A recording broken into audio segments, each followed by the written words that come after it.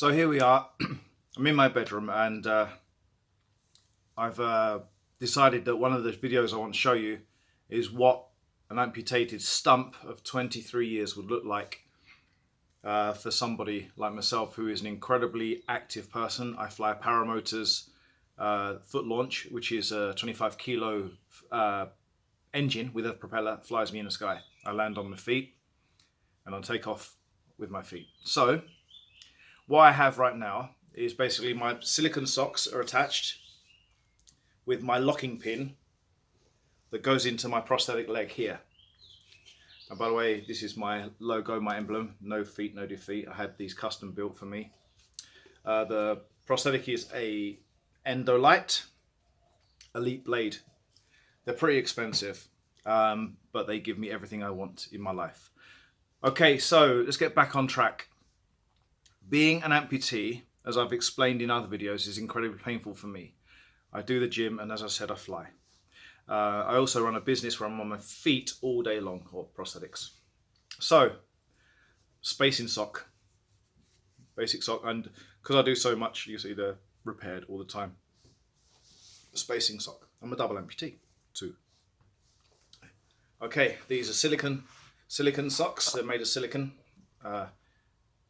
Basically, they roll on and off your leg. You push like this, and you can put your stump in here. And then when you roll it on, you need this to be dead center, so you can put your leg on, which I'll get to in another video. So let's do the second leg. By the way, I had personal tattoos made, as you can probably see. So my feet, I was run over by a train, but I had another surgery, and the scum decided to cut through it rather than go around it, because they're not very nice. They did exactly the same to my arm too. Not very nice people at the hospital I went to. Didn't even think about caring about the patient's wants or needs. So, a below knee amputation. What does a below knee amputation look like? Well, mine are pretty clean. They never used to be, but I had revisions and it turned out to be pretty clean. So, from the side, here's a prosthetic, an amputated leg. If you look, I can't actually straighten my knee because of this surgery here. If I try and bend this down, it might be a little bit easier. So here you go. If you look, I have bruising at the base, some scars and splits. This is the real scar, and this is a split here where I managed to push my bone through the skin. Gross, but enjoyable. And incredibly torturous too. I had it sewn up and there was nothing wrong after that. So if I do a closer inspection in a minute, so basically, as I said, the stump here, the original scar, what would happen is this here would be a flap of skin like this. They'd cut your bone and they'd cut around it, clean everything around it, clean all the flesh and tie off all the nerve endings and things like that. And then you end up with a leg that has a flap here. And then they put the flap, literally fold it over, so it becomes the base of your leg, and then they sew along here. And that gives you this stump. These are all extra scars. These are not from the original amputation. These are things where I've been stupid with what I do as my sport. So as a bilat, my legs will look exactly the same. But you see, this one is extreme. I've got quite a bad injury right now because, as I say, I fly. And I've had a nasty takeoff and landing. If you notice as well, this one has a lot of flappage, like a lot of sagginess and excess. To really sort this out, I'd have to go through it all over again. I don't want to do that. So I kind of deal with this. I don't like it. It's incredibly painful because my nerve endings are here. And when it flaps around, you know, this solid lump of skin, which basically is like a foot, rubs on the bone and it becomes torturous and quite aggressive. Also, you can see, like if I keep my legs straight, please excuse me, if I go side on, there's quite a lot of swelling in this leg compared to this one. You know, there's two difference in sizes here. You see? This is because of multiple injuries, and they've basically caused me nothing but torture. However, as I've always done in my videos, I've always found a way to make good out of bad. And the fact is, I'm an amputee that does everything. There isn't anything bad in my life. So when you weigh up how an amputation would happen, you know, mine was a torturous train running over me. I wasn't stupid or playing on railway crossing. I literally fainted with the pedestrian crossing area. And I woke up with a train heading at me. Hence my tattoos. It's been 23 years and my stumps in the first 3 years fluctuated like you wouldn't believe. There was no prosthetic leg that was really good for me. And then they put me on one called the Variflex, which is basically the pole, and then you got a flexible foot with a sort of ball joint, and that worked really well for me.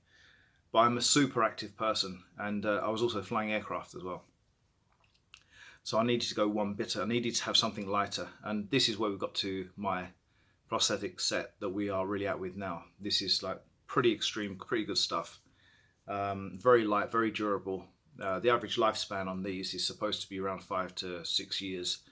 But with the way I do sports and the way I go through them, I'm through them in 2 years maximum. Basically right now I have another set and I'm rotating to expand the life of them because of the extremities of what I do.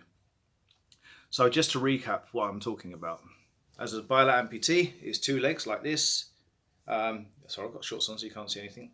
And what we do, we put a prosthetic silicone sock, or you have, by the way, let me just quickly do reverse. My legs have a silicone sock.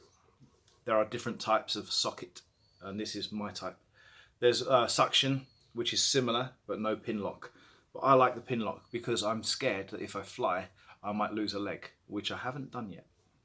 But I want to do a video where I actually lose one. I want to know what happens, see how high it bounces. So I'm interested to do a crazy video when the set I wear now is actually at the end of its lifespan. I'm going to fly one time and drop a leg, just to see what happens, because it's be pretty cool. So as I was doing, here's my video on how to put the sock on. So sock is like this, very floppy. Don't get the center pin in, is a big problem. So I always put my fingers here and I know that I'm aiming for the center. Pull it on like this. You see it's pretty central already. This doesn't hurt at all. What you do get quite often is athlete's foot without a foot, which is weird, right? Normally, if your prosthetic fits properly, you don't need the spacing sock.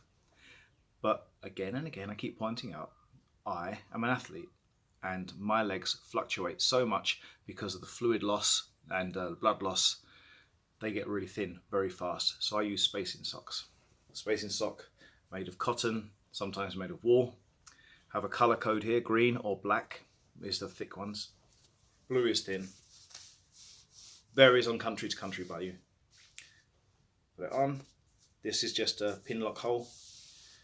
And there we have it. And the final stage would be putting the prosthetic leg on. So all I would do, you see this little thing here, that holds my leg on. This one little thing, this one bolt. I don't know if I've got a spare one here. I did have. This is the locking mechanism here. And then you have a bolt, which I'm devastated. I always thought I had one here. Never mind. That's a shame. I did have one, but it's definitely not there. So this bolt, basically, you put your leg in, try and do a different angle here, hang on. So if I put my leg in here now, if you watch this screw here, ready? As I push in, do a little push. You see it turning? Turns around. It's now on. Hope that was in a little bit of interest to you.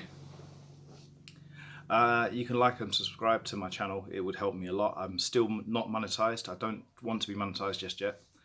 I have the subscribers, I have the videos. I've just chosen to be helpful rather than be somebody that's just after the money. So I'm going to head off out and maybe make another video, which I'll put on here soon. In the meantime, peace out. I'm the Ampy Flyer, Gareth Paint. No feet, no defeat. I live in Thailand, so I'd always like to sign off the right way. Sawadee krap.